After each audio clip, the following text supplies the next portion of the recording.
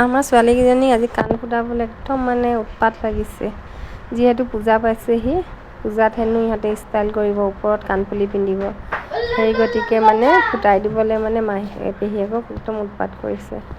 এফালে পেহীয়েকে কাণ ফুটাই দিছে, মানে আমাৰ ভণ্টীয়ে কেন্দুলা লৈ আনিছিলে, এয়া কেন্দুলা দি ফুটাই দিছে। কেন্দুলা দি ফুটাবলৈ ভাল, মানে ইমান সহজে নপকে আৰু। এয়া এতিয়া এটা চাইডে ফুটা আহি গ'ল, দেখিছে নহয়। আৰু এতিয়া এখন কাণ ফুটাব, এফালে কেন্দুলাটো ভৰাই দিলে, এফালে এতিয়া বেজীটো উলিয়াই দিয়ে। আমাৰ ছোৱালীয়ে চাই আছে চকীত বহি। এয়া এতিয়া হৈ গ'ল দুখন কাণ।